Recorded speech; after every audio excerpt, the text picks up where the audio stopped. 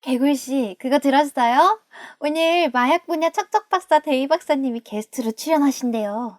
아, 마약이요? 그거 김밥이랑 떡볶이에 들어가는 거 아니에요? 저런, 박사님한테 혼나기 전에 예습이라도 해야 하는 거 아니에요? 에? 아니었어요? 오셨나 보다.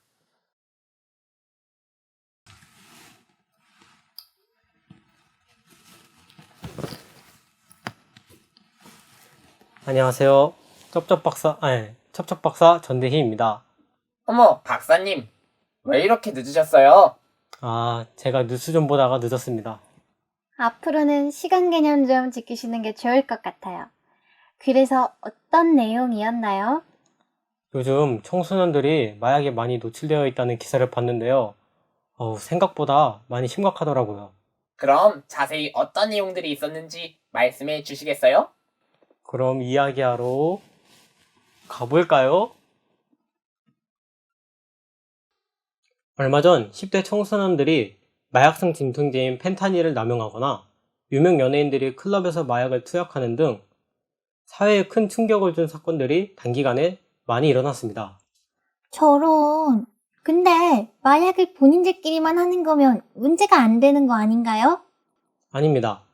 마약은 높은 중독성과 환각작용을 동반하기 때문에 타인에게 해를 끼치거나 안전을 위협하는 사건을 유발시키기 때문에 사회적 문제입니다. 이런 도덕성 없는 녀석들 때문에 애꿎은 사람들만 피해보다니 어이가 없네요. 제대로 된 마약 시장이 생성되지 않은 우리나라에서도 이런 문제들이 크게 발생하는데 외국은 어떤가요?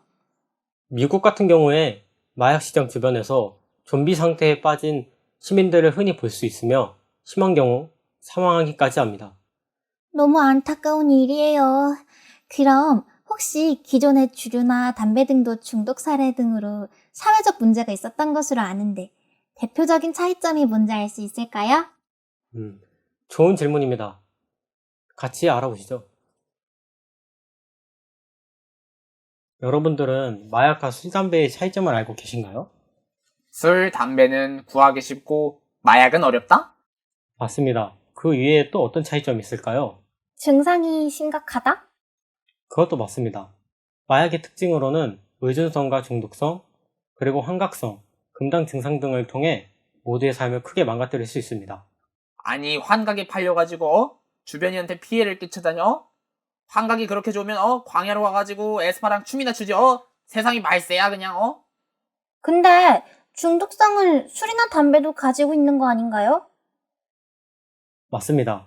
하지만 마약 중독의 경우 더욱더 강한 마약을 찾게 되고 투여량을 늘리다 보면 사망에 이를 수 있습니다. 단적으로 헤로인의 경우 30mg으로도 충분히 사망할 수 있습니다. 그렇게 소량으로도 사망하다니 무섭네요. 그런데 해외에서는 합법화된 나라도 있다던데 그렇게 무서운 마약을 왜 그렇게 관리하는 건가요? 대표적으로 미국의 일부 주와 네덜란드, 캐나다에 이어 태국에서도 합법화하는 움직임이 보였는데요. 나라마다 허가하는 마약의 종류나 규제 방법은 다 다르겠지만 모두 국민의 사회적 동의가 있어야 이루어진다는 공통점이 있습니다. 근데 너무 무책임한 거 아닌가요?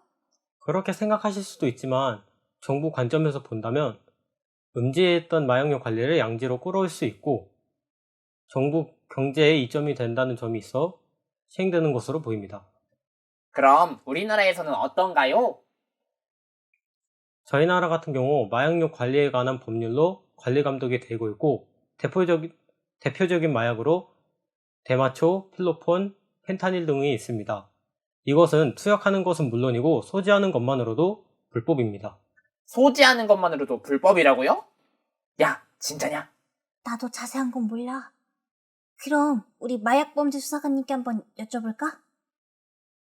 안녕하세요, 수사관님. 저희 인터뷰에 응해주셔서 감사합니다. 그럼 바로 질문 드려도 될까요? 마약을 접하게 되는 계기로는 어떤 게 있나요? 보통 일반인의 경우 병원에서 마약류를 처방받아 접할 수는 있습니다. 또한 피부 미용 시술을 받으면서 프로포폴을 투약하는 경우도 있을 수 있고요. 이 부분도 의사의 처방에 따라 합법적으로 의료 목적일 경우에만 가능한 부분이고, 아마 여러분의 질문의 요지는 불법적 투약을 물어보는 거겠죠? 그렇다면 크게 두 가지로 나뉠 수 있습니다. 첫 번째는 해외 유학 또는 주위 지인을 통한 유입. 최근에 조사했던 피의자도 유학생이었는데 해외에서 친구들과 어울리다 보니 자연스럽게 대마를 접하게 되었다고 하더라고요. 두 번째는 호기심입니다.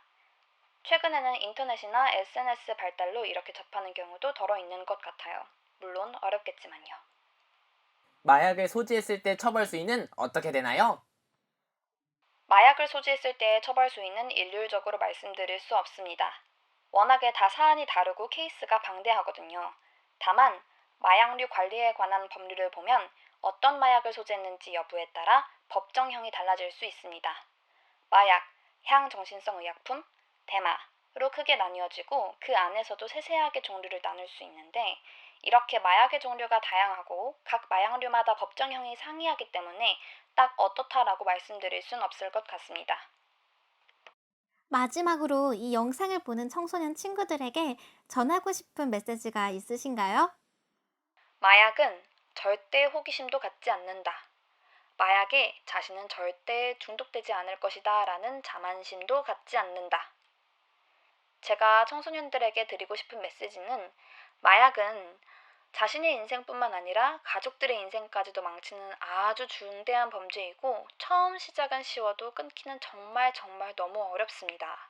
애초에 마약에 호기심조차 두지 않는 것이 가장 중요하다고 생각합니다. 수사관님 덕분에 잘 몰랐던 마약 범죄에 대해 알아볼 수 있는 시간이었어요. 질문에 답해주셔서 정말 감사합니다. 감사합니다. 오늘은 데이 박사님과 마약범죄 수사관님이 마약과 관련된 흥미로운 이야기를 해주셔서 재미있게 배울 수 있었던 것 같아요. 그럼 이제 슬슬 마지막으로 생각 정리해보고 마무리해볼까요? 먼저 박사님부터. 오늘은 다양한 사례를 통해서 마약에 관해서 알아보았는데요. 여러분들이 경각심을 가지고 혹시나 마약 범죄 현장에 마약 범죄 현장을 목격하셨다면 망설임 없이 국번 없이 112나 1301에 빠르게 연락을 주시면 더욱더 깨끗하고 안전한 사회가 되지 않을까 싶습니다. 저도 우리 사회 모두를 위해 마약 수사관분들과 관련 기관분들이 열심히 노력해주셔서 마약을 접하지 않는 생활을 할 수 있었던 것 같습니다. 너무 감사해요. 위험한 마약이 사회에서 격리되어서 김밥이나 떡볶이 이름으로만 기억되는 사회가 되면 좋겠네요. 완전 촌마탱이 걸랑요. 그럼 오늘의 동물학교 마약편 이렇게 마치겠습니다. 모두 모두 안녕. 안녕.